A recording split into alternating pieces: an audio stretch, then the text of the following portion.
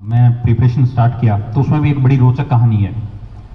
जब मैंने preparation start किया 2020 में, तो मेरे को काफ़ी लोगों ने जो है मेरे परिवार में भी कुछ लोग थे, इमीडिएट फैमिली नहीं, एक्सटेंडेड फैमिली, दादा के भाइयों में जैसे एक्सटेंडेड परिवार होता है ना, कुनबा होता है हमारा, सब कहते क्या करेगा तू, फौज छोड़ के आ गया है और इससे अच्छी जॉब तेरे को क्या चाहिए, अगर नहीं हुआ तो क्या करेगा।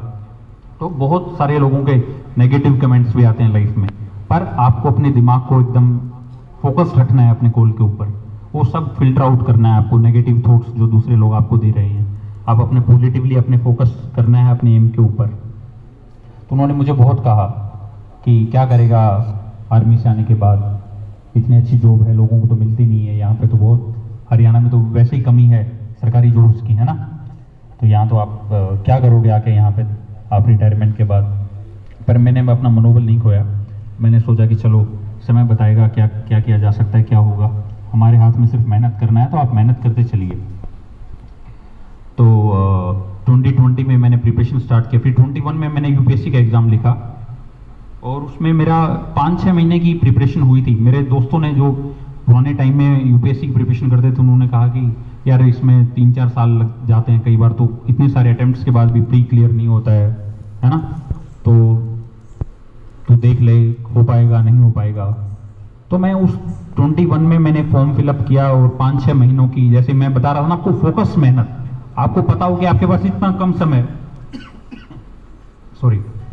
आपके पास इतना कम समय है, ये आपके टारगेट्स हैं, तो आप बड़ी कंसंट्रेशन के साथ आराम से हासिल करते जाओगे। मेरे पास बड़ा कम समय था, तो मैंने 5-6 महीने की प्रिपरेशन के साथ मैंने प्री क्लियर कर लिया और मेरे को अंदर से बड़ा आत्मविश्वास लगा कि कोई बात नहीं, ये एग्ज़ाम भी कोई अलग चीज़ नहीं है, आपने जो भी लाइफ में हासिल किया है वो ये वाले भी आप कर लोगे।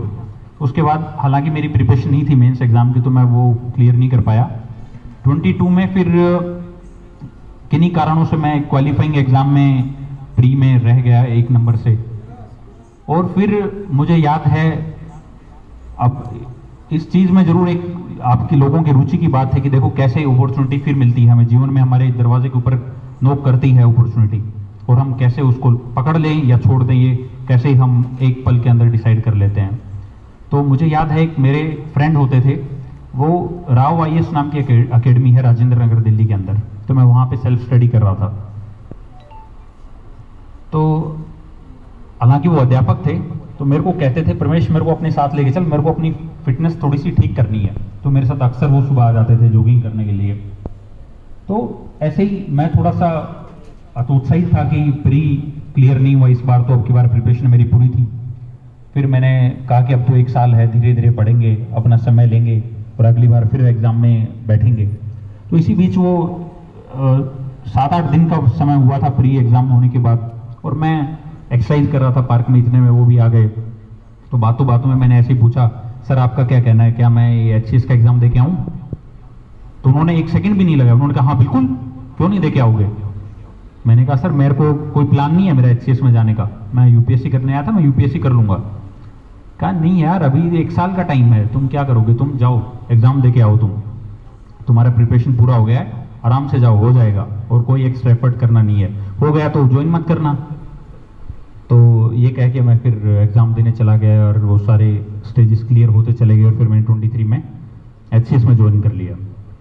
तो ऐसे ही देखिए, जो शायद आपका कोई शुभचिंतक, आपका कोई टीचर, आपका कोई फ्रेंड, आपका कोई फैमिली मेम्बर होगा, जो आपने सोचा होगा कि मैं ये काम करूं ना करूं, उससे उल्टा आपको वो परामर्श देगा, एडवाइस देगा कि नहीं आप ये काम करो।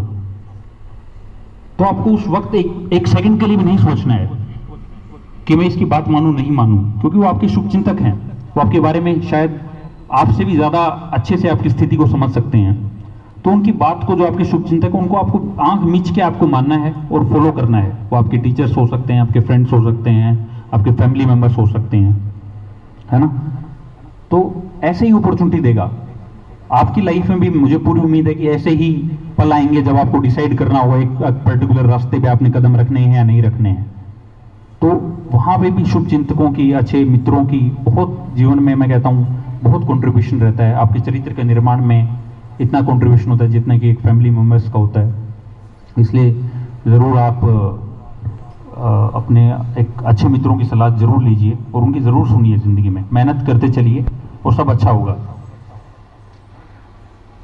इसके अलावा मैं एक बात और आप लोगों से के साथ साझा करना चाहूँगा कि जो मैंने खुद के इंट्रोस्पेक्शन से सीखी थी चीज़, किसी और ने तो मुझे नहीं बताई, पर मैंने अपने आप के ऊपर बहुत विचार किया। जैसे ये उतार चढ़ाव आ रहे थे ज़िंदगी में, एक जॉब से दूसरी जॉब, दूसरी से तीसरी, और स्ट्रगल भरी लाइफ थी सारी। सेना में तो वैसे ही वहाँ की ड्यूटी स्ट्रगल भरी होती है, संघर्ष होता है, बड़ा कठिन होता है, और तैयारी के समय भी वो समझिए कि आप वो भी एकदम संघर्षशील ही वक्त रहता है। उस टाइम के ऊपर इन्हीं उतार चढ़ाव के बीच मैंने कभी एक चीज़ जीवन में सोची कि एक क्वालिटी शायद मैं समझ नहीं पाया कि मेरे अंदर क्या अच्छा है। मुझे नहीं पता था कि मेरे अंदर क्या अच्छा है, पर मैं एक चीज़ समझ पाया, जो चीज़ मेरे अंदर थी, मैं वो ये चीज़ मेरे एक खास क्वालिटी, एक अच्छा गुण जो दूसरों ने भी बताया है मुझे, कि मैं हमेशा जो दूसरों से सीख पाता हूँ उसको अपने जीवन में जरूर उतारता हूँ। जो अच्छी चीज़ मैं ले पाया अपने मित्रों से, गुरुजनों से, अपने फैमिली मेंबर से, या समाज के भी किसी इंसान से जिससे मैं शायद पल भर के लिए मिला हूँ और मैंने कोई अच्छी चीज़ ग्रहण की उससे, मैं उसको जरूर अपने जीवन में उतारता हूँ। ये मेरे अंदर एक खास क्वालिटी है।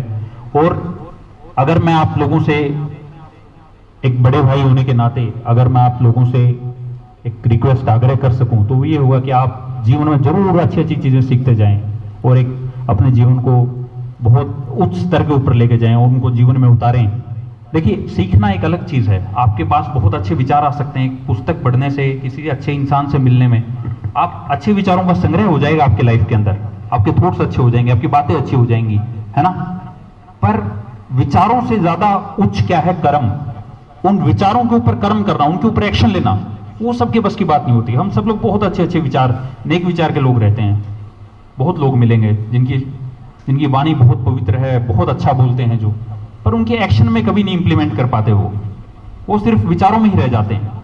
तो आप उन विचारों को जरूर लेके आइए, सीखिए, समझिए, पर उनको अपने जीवन में कर्म में जरूर, एक्शन जरूर लीजिए उनके ऊपर। मैं कहता हूं आपके सामने कोई भी ऐसी समस्या, कोई भी ऐसी मंजिल, कोई चुनौती ऐसी नहीं है जिसको आप पार नहीं कर दो। अब इन्हीं बातों के साथ मैं विराम देना चाहूँगा। मुझे एक शेर याद आ गया, एक फिराक गोरखपुरी एक शायर थे, उन्होंने शेर था एक, ये माना जिंदगी के हैं 4 दिन, मगर यारों 4 दिन भी बहुत लंबे। तो आप सब लोग इस विद्यार्थी जीवन का खूब मज़े कीजिए। एक अच्छी यहाँ पे आपको जेएनवी में एनवायरनमेंट मिला है, अच्छे टीचर्स हैं, आपको अच्छा एक आपके स्पोर्ट्स रूटीन है आपका, आप सुबह सुबह सब एक्सरसाइज करते हैं, है ना, एक काफ़ी कंट्रोल और पॉजिटिव एनवायरनमेंट में रहते हैं आप, तो आपके लिए कोई मुश्किल नहीं है। बस अपने अंदर आत्मबल जगाइए, फोकस रहिए और अच्छे विचारों को पैदा कीजिए। और सीनियर से मेरा एक खास आग्रह है कि आप अपने जूनियर्स के लिए एक अच्छा रोल मॉडल बन के आइए। जिसे कहते हैं लीडरशिप स्किल्स। सेना में कहते हैं कि लीडर क्या होता है? लीडर वो नहीं होता जो अच्छी चीजें बता पाता है, लीडर वो है जो अच्छी चीजें करके दिखाता है दूसरों के अनुसरण करने के लिए। तो आप दूसरों के अनुसरण करने के लिए उनको करके दिखाइए कि देखिए ये ऐसे है काम करने का, पढ़ाई करना है तो ऐसे पढ़ाई करना है, स्पोर्ट्स कंपटीशन खेलना है तो ऐसे खेलना है, अपना कंडक्ट अगर स्कूल के अंदर रखना है तो ऐसे ऊंचे दर्जे का एक कंडक्ट रखना है। उससे मैं कहता हूँ आपके जो लिगेसी है स्कूल की, वो और दिन ब दिन बढ़ती जाएगी और नई ऊंचाइयों को स्कूल छूता जाएगा। धन्यवाद। अब मेरे साथ सब बच्चे खड़े हुए एक बार भारत माता की जय बोलेंगे। खड़े हो जाइए सभी प्लीज। भारत माता की जय, भारत माता की जय, भारत माता की जय। Thank you.